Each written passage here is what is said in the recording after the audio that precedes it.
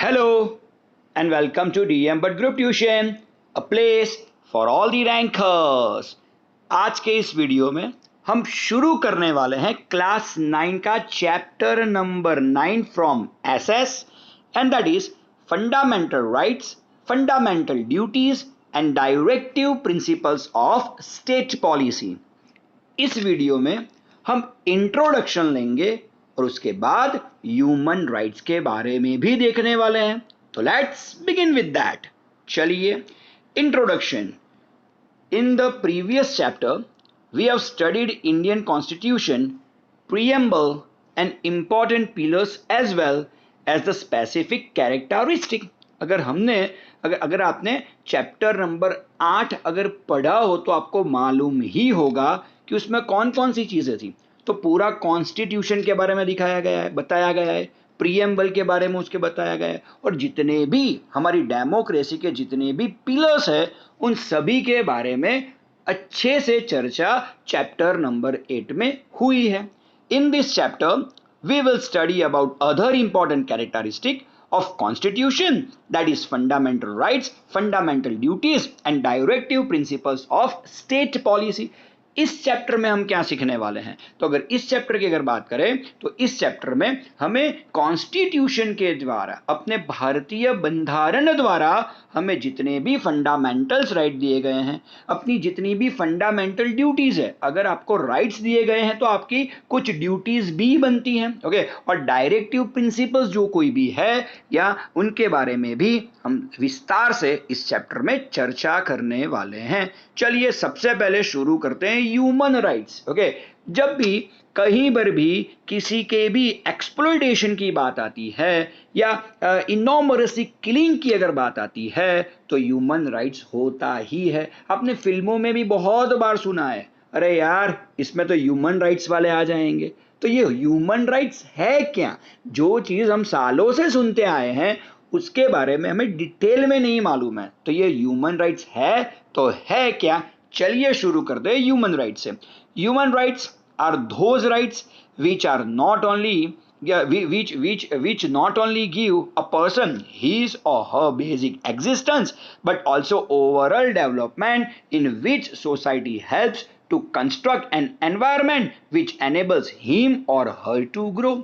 सिर्फ और सिर्फ ह्यूमन राइट्स के बारे में इतनी चीज आप जरूर से याद रख लीजिए कि ह्यूमन राइट्स कोई ऐसी चीज नहीं है कि जिसमें सिर्फ और सिर्फ बेसिक आदमी के बेसिक एग्जिस्टेंस के बारे में ही बात की हो, ऐसा नहीं है। या आदमी के बेसिक एग्जिस्टेंस तो होना ही चाहिए, वो तो प्रिजर्व या प्रोटेक्ट होना ही चाहिए। उसके अलावा एक इंसान को एक ऐसा एनवायरनमेंट मिलना चाहिए जिसमें वो अच्छी तरह से ग्रो हो सके। तो ह्यूमन राइट्स क्या है? तो ह्यूमन राइट्स का मीनिंग सिर्फ और सिर्फ इतना, सिर्फ आदमी के बेसिक एग्जिस्टेंस पे ये खत्म नहीं होता, लेकिन आदमी को, लोगों को एक ऐसा एनवायरनमेंट मिले जिसमें वो लोग ग्रो भी कर पाए, आगे भी बढ़ सके, ऐसा एनवायरनमेंट देने का भी ह्यूमन राइट्स में प्रावधान है।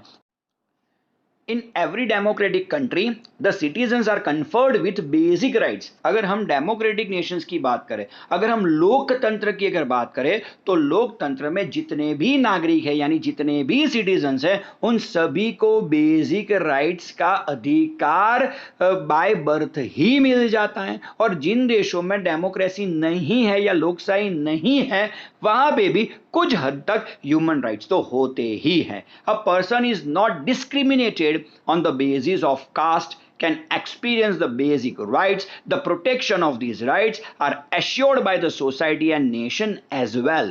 जब भी आप ह्यूमन राइट्स के बारे में बात करेंगे या फंडामेंटल राइट्स के बारे में बात करेंगे या डेमोक्रेटिक कंट्री के जो सिटीजन के राइट्स है उनके बारे में अगर बात करेंगे तो वो कभी भी डिस्क्रिमिनेट नहीं होंगे या उसमें कोई भी भेदभाव नहीं किया जाएगा।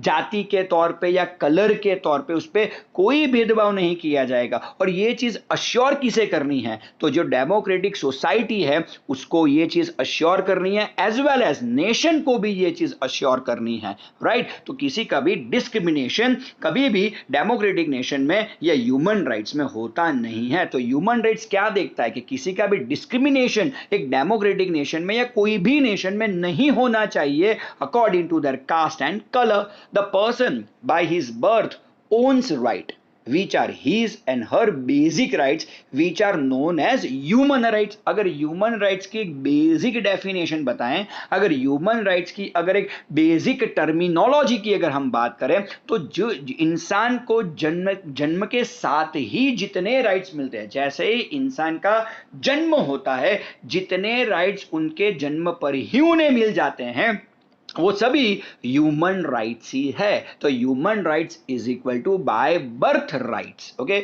United Nations General Assembly has declared human rights on 10th of December 1948. बढ़िया वाला, ये क्वेश्चन कहीं पे आने वाला नहीं है, लेकिन जहां तक ह्यूमन राइट्स के बारे में हम बात करें तो शायद ह्यूमन राइट्स की जो डेफिनेशन है या टर्मिनोलॉजी है वो आ सकती है. सेकेंडरी थिंग इज हम ऐसा भी बोल सकते हैं कि इसमें से एमसीक्यू काफी निकल के बाहर आ सकते हैं. तो यहां पे सबसे बढ़िया वाला एमसीक्यू आपको दिख रहा है कि 10th of December 1948 को यूनाइटेड नेशंस जनरल असेंबली ने जो जितने भी रूल्स डिक्लेयर किए हैं, उस रूल्स को हम क्या बोलेंगे? ह्यूमन राइट्स बोलेंगे. कब उन्होंने यह डिक्लेयर किया? तो उन्होंने डिक्लेयर किया 10th of December 1948 ने. किसने किया? यूनाइटेड नेशंस ने किया. कहां पे किया? उनकी जनरल असेंबली में उन्होंने यह सब कुछ किया. तो 10th December is celebrated as human rights day. Absolutely you must know this, क्योंकि ये एमसीक्यू में आने ही वाला है कि 10 दिसंबर को हम ह्यूमन राइट्स डे के तौर पे मनाने वाले हैं. तो सिंपल लॉजिकली बात इतनी है कि 10th December of 1948 को यूनाइटेड नेशंस की जनरल असेंबली ने जितने भी रूल्स डिक्लेयर किए हुए हैं, वो सभी के सभी कौन सी डेफिनेशन में आते हैं? वो ह्यूमन राइट्स की डेफिनेशन में आते हैं. और 10 दिसंबर को ही हम क्या मनाते हैं? हम 10 दिसंबर को ही ह्यूमन राइट्स डे मनाते हैं. From the global announcement of human rights, certain basic and important human rights are added in the Constitution of India. Okay, अब यूनाइटेड नेशंस ने जो अपनी जनरल असेंबली में 10 दिसंबर 1948 को जितने भी ह्यूमन राइट्स डिक्लेयर किए हुए थे या ग्लोबली जिनको अनाउंस किया गया था, उन सभी को या उसमें से ज्यादातर को हमने अपने कॉन्स्टिट्यूशन में ले लिया है. ओके, आप जानते हो कि अपना जो कोई भी कॉन्स्टिट्यूशन है वो उसी टाइम पे फॉर्म हो रहा था. You know that well. Okay, तो अपना कॉन्स्टिट्यूशन कब फॉर्म हुआ था? 11th नवंबर को फॉर्म हुआ था 1947 को. ओके, इंप्लीमेंट कब हुआ था? तो एब्सोल्युटली उसी 26th of January को हुआ था. तो ये सभी चीज आप लोग अच्छी तरह से जानते हैं.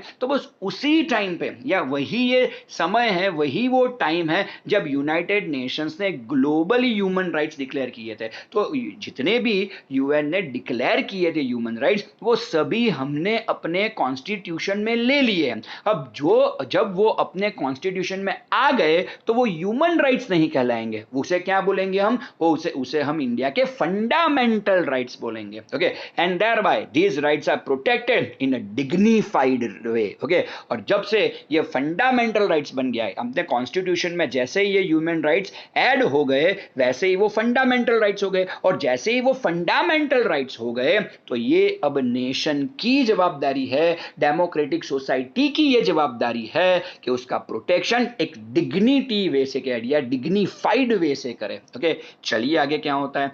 Thus, those human rights which are included by Constitution of India are known as fundamental rights. हम फंडामेंटल राइट्स कैसे बोल सकते हैं? तो जितने भी ह्यूमन राइट्स हमने अपने कॉन्स्टिट्यूशन में ऐड किए हैं वही क्या है? वही अपने फंडामेंटल राइट्स है.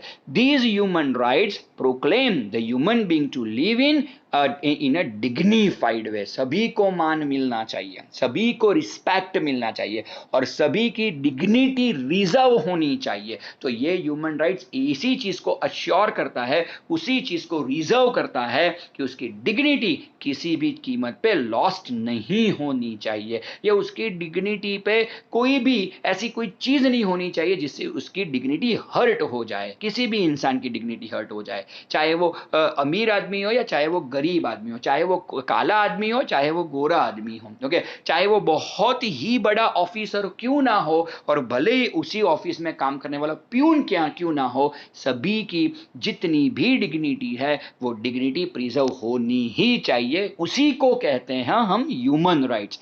For the existence of human being the basic needs food, clothes, shelter, education and health. Okay, अब जब हमारा कॉन्स्टिट्यूशन फॉर्म हुआ था तो हमारी बेसिक नीड में क्या था? तो हमारी बेसिक नीड में रोटी, कपड़ा और मकान, फूड, क्लोथ और शेल्टर था।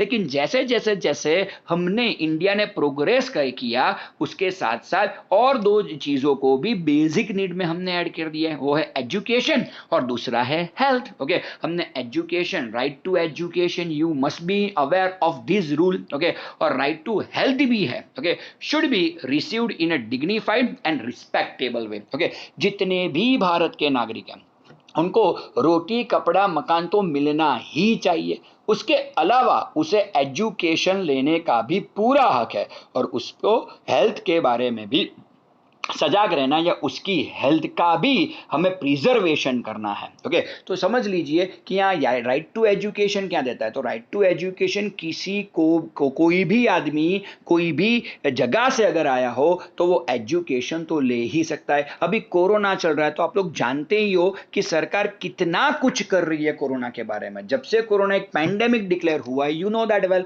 कि सभी जगह पे आप सिविल में जाइए या कोई भी अस्पताल में जाइए, आपका इलाज तकरीबन जितने भी गवर्नमेंट हॉस्पिटल से अगर आप वहां पे जाओगे तो एब्सोल्युटली आपका जो कोई भी इलाज है वो फ्री में होगा। क्यों? Because right to health. Okay, तो ये अपना ही फंडामेंटल राइट है कि भाई मुझे अच्छी हेल्थ केयर सुविधाएं मिलनी ही चाहिए, मुझे अच्छा एजुकेशन मिलना ही चाहिए। तो एजुकेशन और health is newly added to this group. I can say democratic country allows its citizens to enjoy equal rights for multifaceted development. Multifaceted development माने क्या? तो multifaceted means having many sides development. किसी भी सर्वांगी विकास जिसे हम बोलते हैं, तो डेमोक्रेटिक कंट्री में अपने सिटीजन का सर्वांगी विकास वो सबसे ऊपर के पायदान पर रहता है। The state guarantees such a conducive environment wherein one has protection of fundamental rights. Okay, a true identity of democratic system. और यहाँ पे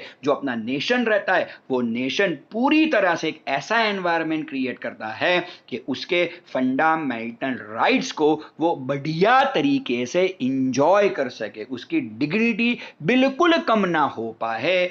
ऐसा ही एक डेमोक्रेटिक सिस्टम में होता है और एक सच्ची डेमोक्रेटिक सिस्टम की यही आइडेंटिटी है, यही पहचान है एक सच्चे डेमोक्रेटिक सिस्टम की, कि किसी भी नागरिक के फंडामेंटल राइट्स को बिल्कुल ही हर्ट नहीं करना है किसी भी कीमत पर।